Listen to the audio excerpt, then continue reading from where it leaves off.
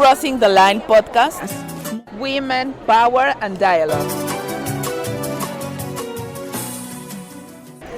Welcome to this special edition of Crossing the Line podcast, broadcasting directly from the 15th AWID International Forum, Rising Together. We are inviting you to rise with us and join us in this journey where we will rise together and we will reflect on the day one context. Con favor de los espíritus, orillas y bendiciones. Mi canto para ese llanto, para esa risa y las situaciones. Origen, estadísticas, oportunidades. Nos oprimen, oprimimos, arbitrariedades. No porque esté presente, eso significa que mi corazón asiente. No porque en silencio esté, eso significa que apruebo lo que dice usted. No porque hay que sobrevivir, eso significa que voy a compartir lo que quienes dominan determinan. Nací y crecí en Cuba, dentro de ese fuerte socialismo muerte. Eso no significa que esté de acuerdo con ellos. Emigré a Estados Unidos, cobro y pago esos dólares culpables. Eso no significa que esté de acuerdo con ellos. Diariamente contribuyo con el aburguesamiento de las ciudades. He tenido que servir a quienes explícita e implícitamente excluyen y discriminan. Aunque llore o sonríe en silencio, eso no significa que esté de acuerdo con ellos. Soy artista, soy emigrante, soy queer, soy pobre, soy responsable. Todavía hay tanto que no hemos tenido la opción. Todavía hay tanto que no hemos tenido. Todavía hay tanto que no hemos. Todavía hay tanto que no. Hi everyone, we are JASS Associates. And we're here at AWID. Please come by our booth at L11. We're going live with our podcast, so stay tuned. I am here with Justine. Can you introduce yourself, Justine? Hello, I am Justine from JASS Associates. I'm based in Manila, and I'm with the Southeast Asia team for JASS. Tell us a little bit about the live school that you're conducting today here at the AWID Forum. Oh, so we have 4 days of live schools. We will be having 4 days of sessions, a space where feminists can discuss what our dreams are, what our context is, and given that context, what are we seeing, what visions of a feminist future would be like. And then jumping into a little bit on to how we take on that power, and then what strategies do we use so that we can tap into that power and we can do it collectively. And why do you think it's necessary to look at the context? Yeah, it's because context tells us a lot, tells us everything, not everything, but tells us a lot of what we need to do, and there's a lot of struggles happening at the moment, and there's it's not the best situation that we have right now, but I think it's really important to lift that, and it informs us on what we need to do together, and given what we have, given the tools that we can use there. Some people tend to think that context makes us feel very sad for movements, and a lot of times they don't take into account what movements are actually doing for them. What would you say to those kind of people? Yeah, exactly. If we look at context from the vantage point of attacks, it could really be, it could make us sad, it could make us feel helpless even, but also there's a lot of fighting back going on, there's a lot of resistance going on, and I think that's also context. That's something it's important to highlight. Yes, it's also context, like the resistance that is happening, the many ways women are fighting back in the communities. It's important to lift those stories as well, and to look at what else we can do together using the strategies that we have. There are also strategies that women are using now at the moment. So I think that there's importance in amplifying that, in highlighting that in the 4 days that we are here in the AWID Forum. And how context is connected to power? Yeah, I think that there's a lot of power that exists. That both powers, there's powers contending, there's dominant powers existing. But there's also our power. We call it transformative power. But we have we have power we can tap into, and we can do it like within ourselves or and together. And I think that's important to lift in the next 4 days as well. So rich. Rich. Rich or knowledge. Hopeful. Yeah, it's hopeful. Interesting that I learned into this session is we talk about the history and memories. I think that a lot of movements are realizing that care, collective care, healing, and accountability isn't just a lip service kind of thing.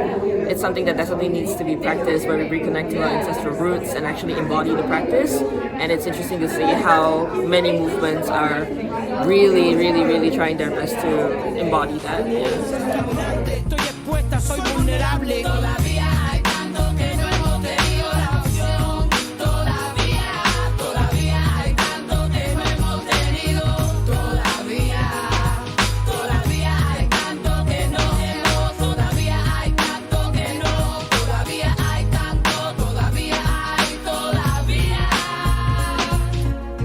Las señoras, los señores, les niñes, les señorites, en el gueto, en el suburbio, en la iglesia, en el mezquite, en todas partes que la sientes el interior se te agite.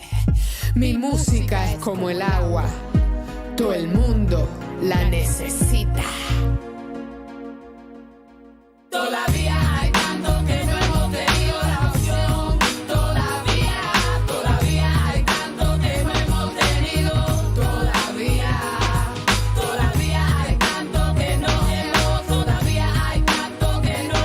Todavía hay tanto. Todavía hay.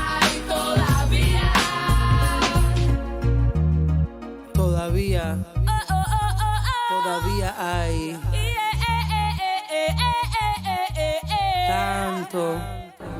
So we are here in this podcast with Shereen, and Shereen had a very interesting day today, right? We have been speaking about the context on the live schools and having some experiences, and you have heard some of the sound bites of the participants, and also you have heard the Krudas Cubensi and the variety of people who is here. So Shereen, you were in a very important session, right?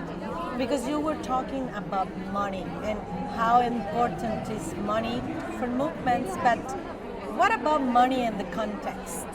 What is your insights about that? This is a complicated moment. It's a complicated moment because I think philanthropy is rethinking how it is that change happens. And I think that it is inviting much more difficult conversations about the meaning of resourcing. And resourcing is not just about money. Resourcing movements is about much more than money, as we know. I think a forum like the AWID Forum invites space to crack open some of those conversations because there's such a diversity of people in the room, not just in terms of geographic representation, but also in terms of actors and agents within a broader social justice ecosystem. So donors, community-based activists, local organizations, regional organizations, global organizations, movements. And I think within that mix, you are able to really incubate and invite some of those harder conversations. So the session that I was part of this morning was really focusing on Pan-African feminist philanthropies and our visions in terms of philanthropy and resourcing for movements and what that invites also in terms of narrative change. The room was packed, so that was great. We had standing room only. And I think that the panelists, Francoise from AWDF, Tsitsi from UAF Africa, but also representing Harambe Ubuntu, and Theo Soa, as well as Leila Husseini and myself, were really able to open up a conversation that really invited us to think differently about philanthropy from a Pan-Africanist perspective, from a feminist perspective, but more than anything else, what is needed, specifically on the African continent, to be able to usher in a more liberated context and future. And I think what came up in that conversation is that we resource in a whole range of different ways. It's a very Western or Northern model to think about philanthropy in a narrow way, because actually in our context there's a lot of horizontal giving and sharing, right? So, people are, supporting children to go to school. People are in savings and loans clubs. People form their own cooperatives. If somebody in the community is going through hard times, people pool their resources to be able to help them. And how we can think about some of those models alongside traditional philanthropy to be able to start really shifting the narrative about poor Africa or poor people on the African continent, because that's not true.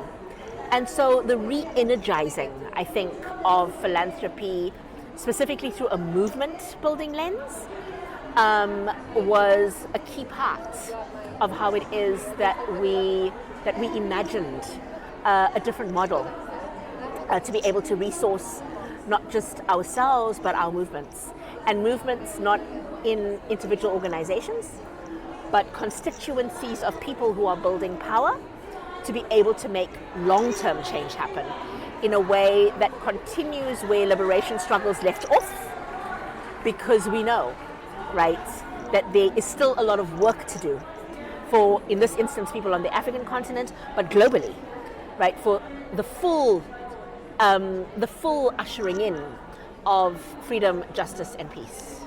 What would you say it would be like the 3 insights about philanthropy in this particular context that we're living in? Philanthropy is fickle. Philanthropy is very fickle. And I think for me there's need for much more honest conversations about power and about change and how it is that change happens.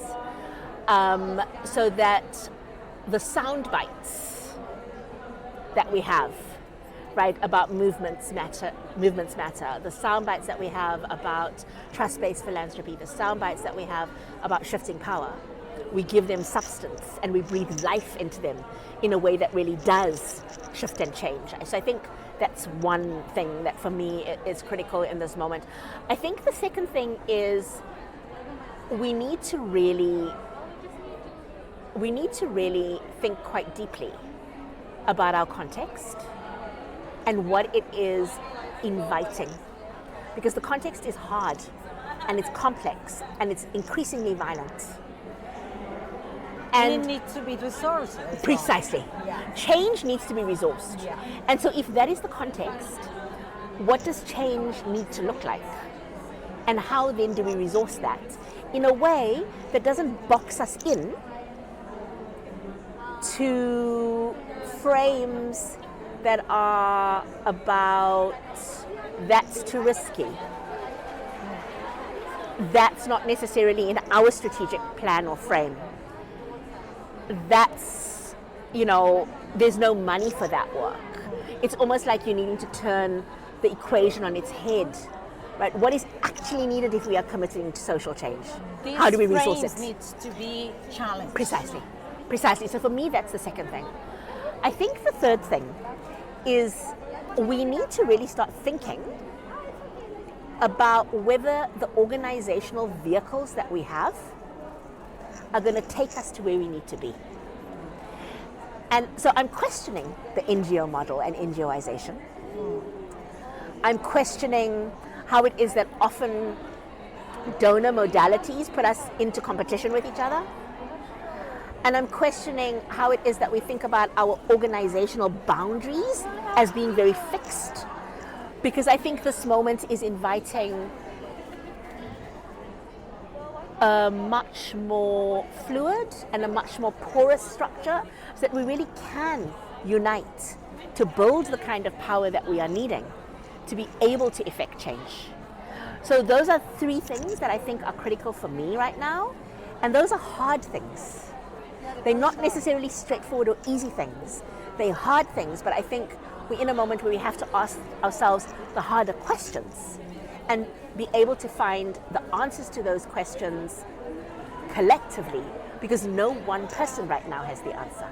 If we are really going to be able to both envision a future, but also create the path to that future.